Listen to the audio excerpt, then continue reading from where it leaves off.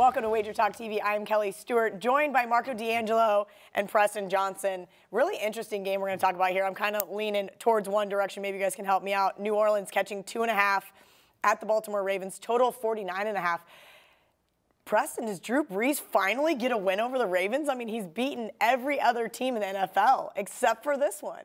I actually forgot about that, so I wasn't going to bring that up, but that's a good point. I mean, I'm not going to make decisions based on that. No, but it's an interesting stat, yeah, right? I had forgot about that. I remembered that from last year. But so this is like my favorite game on the board as far as just a fan and watching football. I think there's a lot at stake for the Ravens. Obviously, the Steelers ended up upsetting the Bengals late, and I believe there's like a three-way tie. They're all the division's basically, you know, anybody's again. And the Bengals previously, who beat the Ravens, had the tiebreaker, but now everything's in check. And if I recall, the Ravens after this game have to go into Carolina. Then they have to play the two division rivalry games against the Steelers and the Bengals. Then they get the Raiders, but then they have to go on the road in Atlanta and on the road in Kansas City. Like 6 of their next 7 games for the Ravens are just massive. They could lose really 6, I think, of the 7.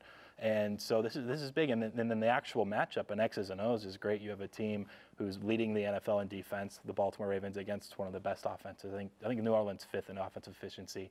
And then the flip side, Baltimore is 28th, I believe, in offensive efficiency. You know, and the States are like 27th in defensive efficiency. So it's just like what's going to give.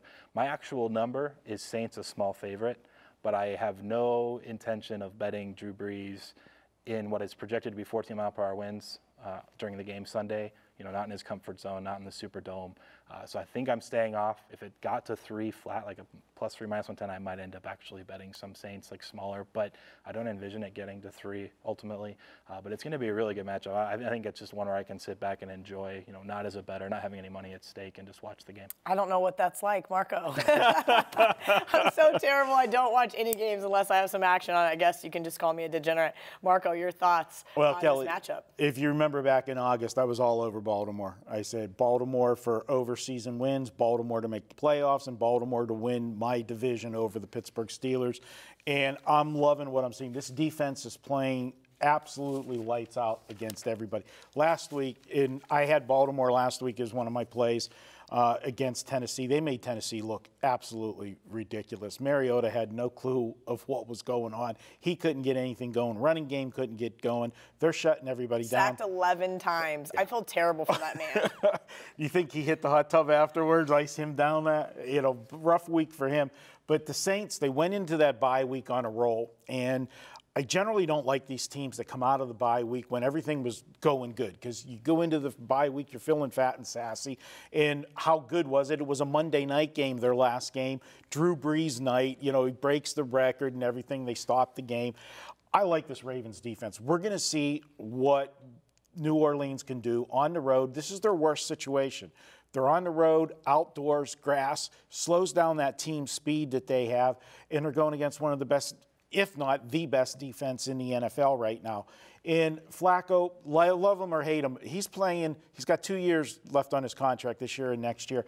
You know, Lamar Jackson's in wings. This is the year he needs to have the big year, so they decide if he gets a contract extension or if he's going to be a free agent looking for a new home if they go with the youth and Lamar Jackson.